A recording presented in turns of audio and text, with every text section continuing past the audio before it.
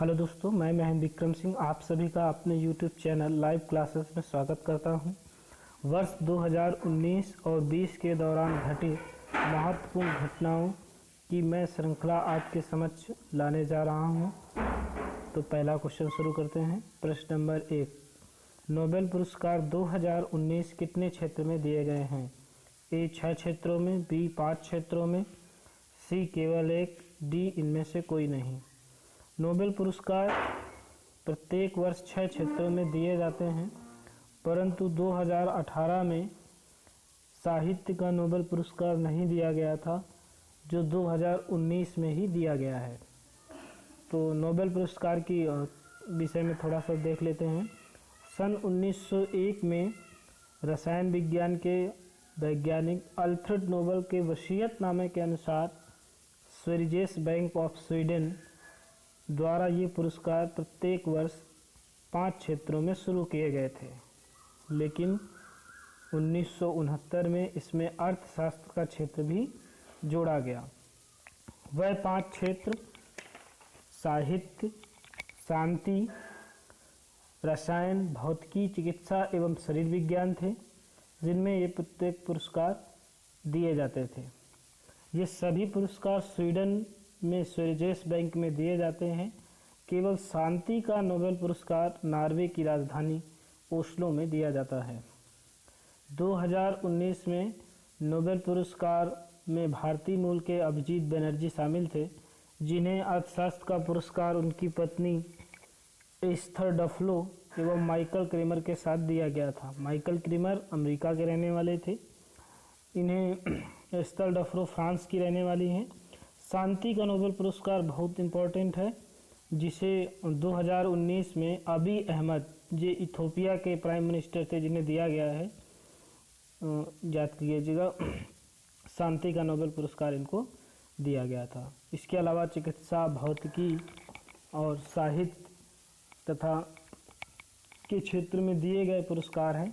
साहित्य का पुरस्कार 2019 का पीटर हेनरिके ऑस्ट्रिया के हैं, इन्हें दिया गया है, जबकि 2018 का ओल्गा टोर्क, जो पोलैंड के रहने वाले, उनको मिला है।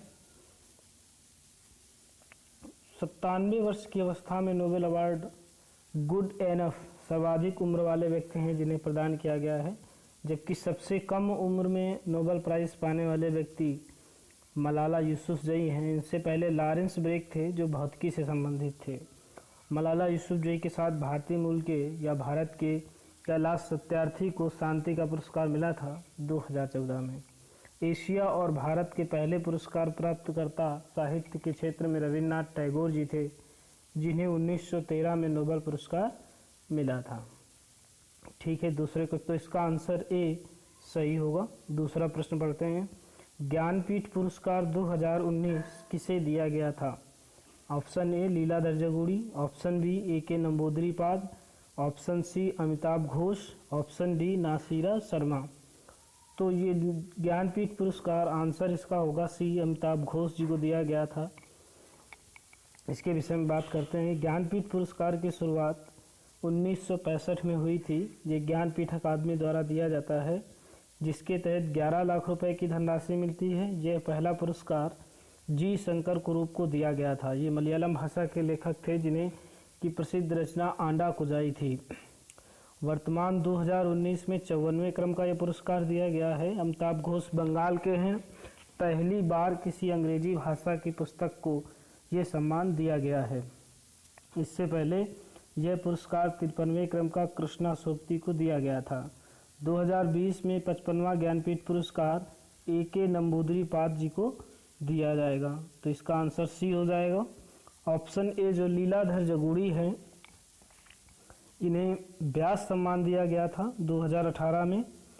जितने लोग उतना प्रेम इनकी रचना है, जबकि नासिरा शर्मा को व्यास सम्मान 2019 का दिया गया है। इनकी रचना कागज की नाव है। व्यास सम्मान ज्ञानपीठ के पश्चात दूसरा सर्वाधिक महत्वपूर्ण पुरस्कार है। इसे के बिरला फाउंडेशन द्वारा दिया जाता है। तो क्योंकि इसमें 2019 का पूछा गया है, इसलिए इसका आंसर सी सही होगा, अमिताभ घोष। इनकी कुछ प्रमुख रचनाओं में flood of river of smoke प्रमुख रचनाएं हैं। प्रश्न नंबर 3, बुकर पुरस्कार 2019 किसे प्रदान किया गया है? तो option A Jokha Alharthi, option B Tokarczuk, option D Bernardine Evaristo, option D Margaret Atwood. Booker नाम से 2 पुरस्कार प्रत्येक वर्ष दिए जाते हैं। एक है मैन बुकर अंतर्राष्ट्रीय पुरस्कार जो हर वर्ष दिया जाता है, जबकि मान बुकर पुरस्कार 2 वर्ष में एक बार दिया जाता है। तो मैन बुकर पुरस्कार 2019 में जोखा अल्हार्थी ऑप्शन ए को दिया गया है। ये ओमान के रहने वाले थे जिनकी प्रसिद्ध रचना सेलेस्टियल बॉडीज, जिनकी प्रसिद्ध पुस्तक सेलेस्टियल बॉडीज है। जबकि 2018 में मैन बुकर पुरस्कार ऑप्शन बी ओल्गा टोरचुक को दिया गया था जो पोलैंड के निवासी थे, जिन्हें 2018 के लिए 19 में नोबेल पुरस्कार मिला है साहित्य का, वही है ये। इनकी प्रसिद्ध पुस्तक फ्लाइट्स के लिए इन्हें ये अवार्ड दिया गया है। जबकि मान बुकर पुरस्कार जो 2 वर्षों में दिया जाता है, इस वर्ष बर्नार्डिन एवरिस्टो और मार्गरेट एटवुड को संयुक्त रूप से दिया गया है। बर्नार्डिन एवरिस्टो ये नाइजीरिया की रहने वाली है। इनकी प्रमुख रचनाएं हैं गर्ल, वीमेन, अदर, जबकि मार्गरेट एटवुड ये कनाडा से संबंधित हैं। इनकी प्रसिद्ध रचना द टेस्टामेंट्स थी। ठीक है, अगला क्वेश्चन देखते हैं। 9 मई को कौन सा दिवस मनाया जाता है? तो 9 मई को प्रवासी पक्षी दिवस, महाराणा प्रताप जयंती, अंतर्राष्ट्रीय श्रमिक दिवस और अंतर्राष्ट्रीय नर्स दिवस। तो इसका ऑप्शन ए और बी दोनों सही हैं। प्रवासी पक्षी दिवस और महाराणा प्रताप जयंती दोनों ही 9 मई को मनाए जाते हैं। जबकि ऑप्शन सी अंतर्राष्ट्रीय श्रमिक दिवस 1 मई को और अंतर्राष्ट्रीय नर्स दिवस 12 मई को मनाया जाता है। अंतर्राष्ट्रीय नर्स दिवस फ्लोरेंस नाइटिंगेल, जिन्हें लेडी विद द लैम्प की उपाधि प्राप्त है, इनका जन्म ब्रिटेन में हुआ था, इनके जन्म दिवस पर मनाया जाता है। प्रश्न 5, मांडू उत्सव 2020 में किस राज्य में मनाया गया है? मध्य प्रदेश, असम, उत्तर प्रदेश, बिहार। तो इसमें आंसर है इसका ए मध्य प्रदेश। ये पहली बार शुरू किया गया है पुरस्कार। जब यह पुरस्कार मनाया गया था उस समय वहाँ के सीएम कमलनाथ थे, लेकिन वर्तमान में वहाँ के सीएम शिवराज सिंह चौहान हैं। ये मांडू उत्सव सांस्कृतिक उत्सव था जो खोजने में खो जाओ विचार पर आधारित था। मध्य प्रदेश राज्य के वर्तमान मुख्यमंत्री शिवराज सिंह चौहान हैं, जबकि जब ये उत्सव मनाया गया उस समय कमलनाथ जी थे। वर्तमान राज्यपाल लालजी टंडन हैं। कुल विधानसभा की सीटें वहाँ पर 231 हैं, लोकसभा की 29 और राज्यसभा की कुल 11 सीटें हैं। मध्य प्रदेश राज्य का गठन 1 नवंबर 1956 को हुआ था। इसका उच्च न्यायालय जबलपुर में स्थित है। इसकी राजधानी भोपाल में ही भारत भवन स्थित है, बहुत इंपॉर्टेंट है, जिसके वास्तुकार चार्ल्स कोरिया थे। तो इसका ऑप्शन ए सही है। कुछ विशेष तथ्य हैं इसके संबंधित, जैसे सेवा का अधिकार लागू करने वाला प्रथम राज्य मध्य प्रदेश, मानव विकास रिपोर्ट जारी करने वाला भी पहला राज्य है, वनों का राष्ट्रीयकरण करने वाला भी पहला राज्य है, हैप्पी डिपार्टमेंट का गठन करने वाला पहला राज्य है, राइट टू रिकॉल का गठन करने वाला भी पहला राज्य है, और वित्तीय वर्ष को जनवरी में प्रस्तुत करने वाला या बजट प्रस्तुत करने वाला पहला राज्य भी मध्य प्रदेश है। इसे हृदय प्रदेश के नाम से भी जाना जाता था। इसी से छत्तीसगढ़ को काटकर सन 2000 में अलग किया गया था। ठीक है, फिर अगला क्वेश्चन, प्रश्न नंबर 6, 107वीं भारतीय विज्ञान कांग्रेस का आयोजन कहाँ पर किया गया? तो इसका आयोजन ऑप्शन ए बेंगलुरु शहर, भोपाल, कोलकाता और नई दिल्ली। तो इसका आयोजन बेंगलुरु शहर में किया गया था। इम्पोर्टेंट है, इसकी थीम थी science and technology rural development. फिर से सुन लीजिए, थीम है science and technology and rural development, विज्ञान एवं प्रौद्योगिकी ग्रामीण विकास, ये इसकी थीम थी। नेक्स्ट क्वेश्चन की ओर बढ़ते हैं। विश्व स्वास्थ्य संगठन ने वर्ष 2020 को किस रूप में नामित किया है?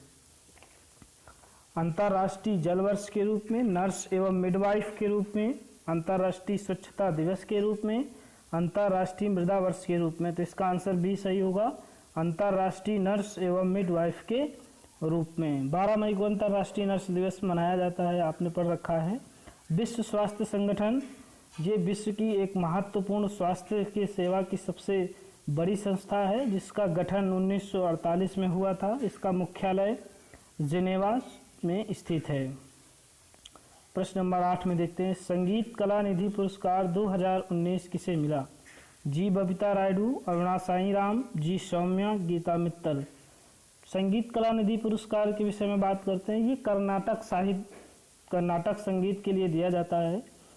इस बार ये अरुणा साई राम को दिया गया है, जबकि पिछले वर्ष ये जी सौम्या को दिया गया था। गीता मित्तल जस्टिस न्यायाधीश हैं। बबीता रायडू सेबी से संबंधित हैं। प्रश्न नंबर 9, प्रथम रेशम प्रसंस्करण संयंत्र किस राज्य में स्थापित किया गया है? Option A Madhya Pradesh, option B Gujarat, option C Andhra Pradesh, option D Uttar Pradesh. तो इसका आंसर होगा गुजरात। इसकी स्थापना गुजरात में खादी एवं ग्रामोद्योग आयोग ने किया है। खादी एवं ग्रामोद्योग आयोग एक वैधानिक निकाय है जिसे भारत सरकार ने स्थापित किया था। यह 1956 में स्थापित हुआ और इसका मुख्यालय मुंबई में है। यह सूक्ष्म, लघु और मध्यम उद्योग मंत्रालय के अंतर्गत आने वाली शीर्ष निकाय है। गुजरात की बात कर लेते हैं। सौराष्ट्र नामक राज्य से 1 मई 1960 को 2 राष्ट्र अलग हुए, गुजराती भाषी गुजरात और मराठी भाषी महाराष्ट्र के नाम से। गुजरात राज्य की राजधानी गांधीनगर है। यहाँ का सबसे बड़ा शहर अहमदाबाद। वर्तमान राज्यपाल आचार्य देवव्रत हैं। मुख्यमंत्री विजय रूपानी हैं। कुल विधानसभा की सीटें 182 हैं, जबकि लोकसभा की 26 और राज्यसभा की यहाँ पर 11 सीटें हैं। गुजरात, इसकी उत्तरी पश्चिमी सीमा पाकिस्तान से लगती है और ये भारत का सबसे पश्चिमी राज्य भी है। नेक्स्ट क्वेश्चन की ओर बढ़ते हैं।